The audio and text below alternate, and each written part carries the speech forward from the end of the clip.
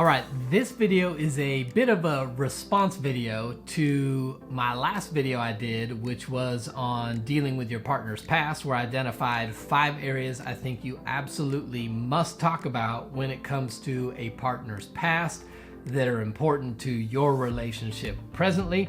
And then I came across an article on bustle.com with some experts who determined 10 things that they believe are NBD, they called it, no big deal. I guess that's the cool lingo for no big deal. I didn't know what that meant until I read the rest of the article. But I thought, you know what? I want to give my response to these 10 things that the experts say are no big deal in your current relationship. And I want to weigh in and tell you, do I agree with them? Do I disagree with them? Or does it depend based on some other circumstances? So that's what we're going to talk about in this video. That's today on Relation Shots.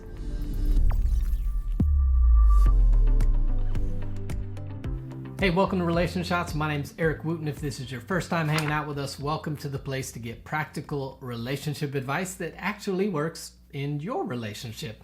If you've not already done so, go ahead and click the subscribe button and the bell notification so you don't miss upcoming videos. If you want a free guide to intimacy, click the link in the description area below. If we can help you in any way in your relationship, you can check out other resources there as well. If you're a married couple, I believe you need to be in community and intentional in your relationship if you want it to grow.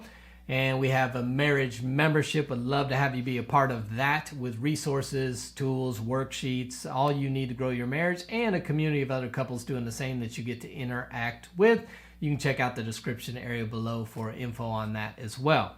All right, so as promised, in this video, I'm going to give you the 10 things that experts determined in a bustle.com interview or article that are no big deal when it comes to your relationship, and let you know if I agree, disagree, or maybe it depends. That's what I'm doing, a little response today. So let me give you number 1 and then my thoughts on it. First thing they said is no big deal is one-time cheating. I would say mostly I agree. Caveat is there's some remorse, repentance, and a change in behavior, or maybe some understanding in the what we call the message of the affair, like what led me to get there. People who say, well, I don't know, it just happened. I don't feel real confident it won't happen again. But I think one-time cheating, where there's not a repetitive behavior of cheating, isn't a huge deal. We all make mistakes in life. If they understand how they got there and there's a commitment not to be there again, I would agree with them on this one. Circumstantially, if there's repentance and remorse and a change in behavior, or maybe even a change in boundaries that allowed them to get to that place, then I would agree with this one. One-time cheating is not a huge deal. I think repetitive cheating and a pattern of cheating is a whole different concept. Number 2, they say this is no big deal, is education level. And they say, listen, if you can communicate with the other person and you're on the same wavelength, it's no big deal. I would agree with that aspect of it. Listen, man, if you feel like you can carry on intellectual conversation with a person and it's stimulating enough for you, yeah, education doesn't matter. Where it might matter is it depends on your values and priorities in life. Like if you value both you and your spouse being, quote, doctors, education is going to matter. If you value your spouse and you both being working adults in the relationship, meaning one of you is not going to stay home with kids, or you both want to bring fairly equal amounts of finances in the relationship, then education will matter to you because they tend to earn more with a higher education level. So I would say generally, as far as how you relate to each other, education doesn't matter as long as you can interact with them and you feel like you're on the same level. Priorities and values may change the answer to that question depending on what kind of life you desire and the vision you have for you. So for some people, it may matter a little bit. Generally, I would agree, not a big deal. Number 3, they say immature behavior in past relationships is no big deal. I would say depends. Listen, right? We all mature. Hopefully who I am today, my behavior is a little more mature than who I was 20 years ago. But I would also say some of the integrity and character that exists today also existed 20 years ago. because of how I was raised and what I value. So I wouldn't say, oh, they made some bad decisions in the past, they're always going to have immature behavior, but it depends what that behavior is. And is that behavior modeled in the family? Like, meaning even though the person you're dating is young, do their parents model the same behavior? Then it might be a family thing and it might be what they think is okay. So I would say it's not a big deal if you see a proven history of new behavior that's not immature and that's healthy. But otherwise, sometimes dysfunctional and toxic behavior is not just an immaturity issue, it's a character integrity issue, and that's going to be much harder to change. So my answer on this one is depends. You need to see some history of more mature behavior. Number 4, sexual history. They say don't worry about that. Wait, and it gets better. I'm going to give you the quote from the article. One of the experts says, quote, "If anything, one ought to be thrilled that their partner has had an elaborate, exciting, experimental sex life prior to meeting you." On this one, disagree. They're basically like, hey man, your partner's got a high body count. That should be exciting to you. They can share with you all the experiences they've had before. Listen, sexual history does matter because our sexual history speaks to what we value and what we believe, and it also may be indicators of past trauma or other stuff. So I'm not saying that necessarily if the person has slept with a lot of people or whatever, that just means they're dirty and you can't be with them. Listen, we change, but I want to know about it. I want to know why. I want to know if this person sleeps with everybody they know on the first date, then I'm not sure they value this thing called sex. Maybe they don't value themselves. Maybe it shows you that they're just out to try to get control in a relationship. But sexual history will tell you a lot about a person. Listen, if they're into high risk behaviors, you want to know that. Prostitutes, animals, stuff that's unhealthy. You might want to know that. And just stumble in like, oh, don't worry about it. Whoever you're with in the past doesn't matter because our relationship is different. It's going to speak to them. It's going to speak to what they believe about sex. It's going to speak to how they view relationships and that kind of stuff. So I would completely disagree that sexual history does not matter. Now, I'm not saying you hold a person captive because maybe they were promiscuous, but I want to know what drove that. I want to know why they were like that, or even somebody who has never had sex. Now, we chalk that up as something that is great. Hey, good for them. That showed self-control. But there's also people that have never had sex for a lot of other reasons. There's fear. They're scared of intimacy, and that's going to impact your relationship if you choose to marry them as well. So I think sexual history is important. You want to know some of the why behind their patterns. I don't believe you need to know every single little detail of every partner and how often and all kinds of stuff like that. You can't get that out of your head, but I think some relational history and pattern around sexuality is important for a relationship. So I disagree with them. You might want to know if they have had bisexual or homosexual interactions in the past. That might impact your relationship in the future. I think it's important. Number 5, they say this is no big deal, an ex-spouse or long-term partner. I mean, generally, a previous relationship is not everything. It's not a big deal, but it is a big deal depending on the nature of it, right?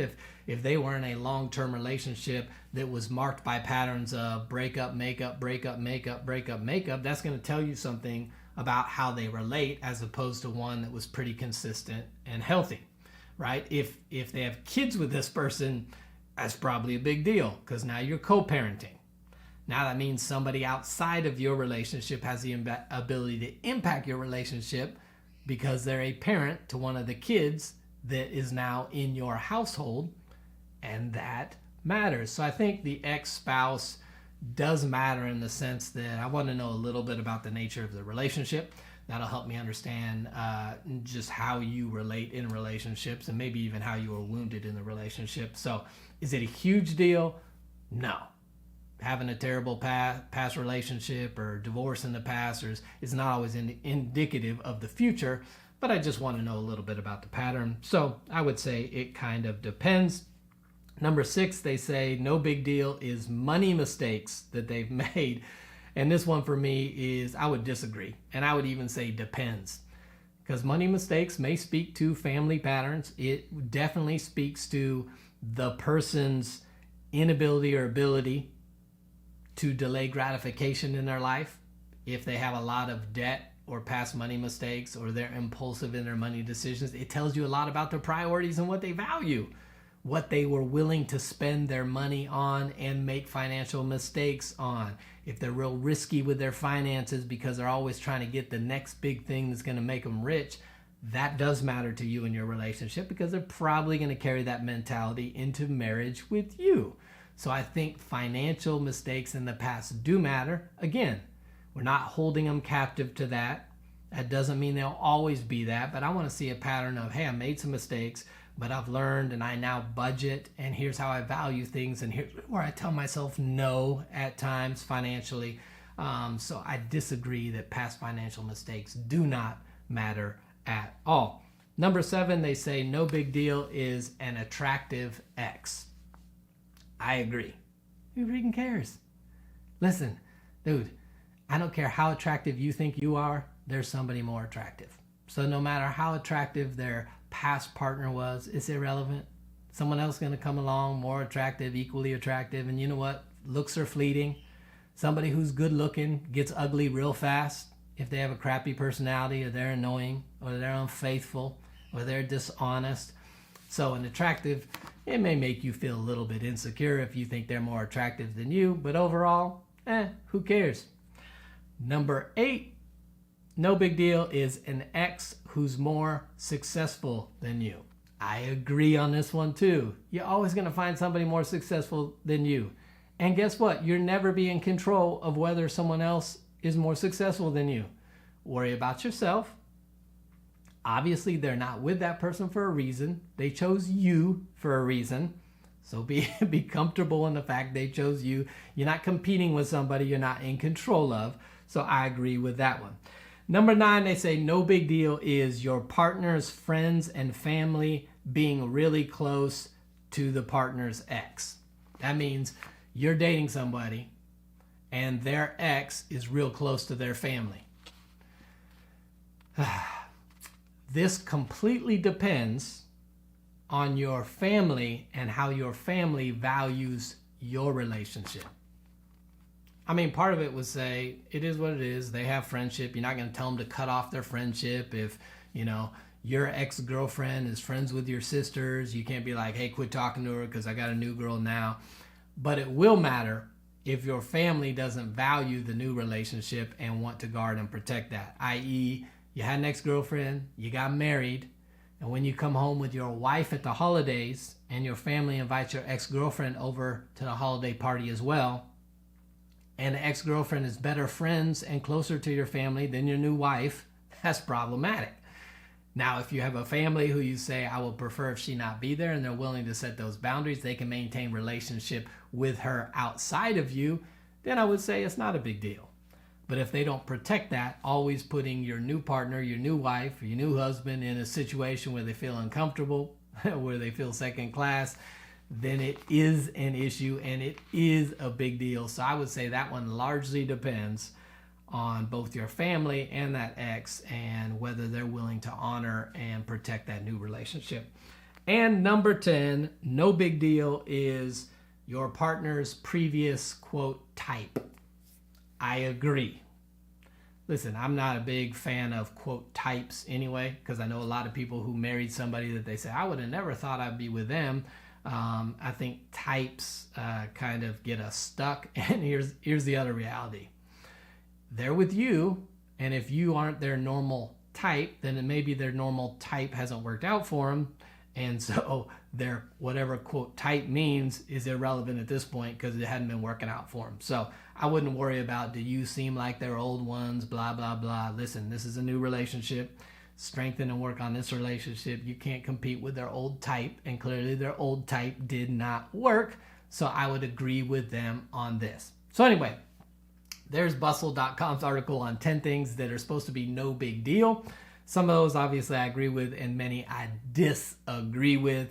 you need to look into those things. Love to hear your comments in the comment section below. Maybe a list of some things that you think are a big deal that others think are no big deal, or vice versa.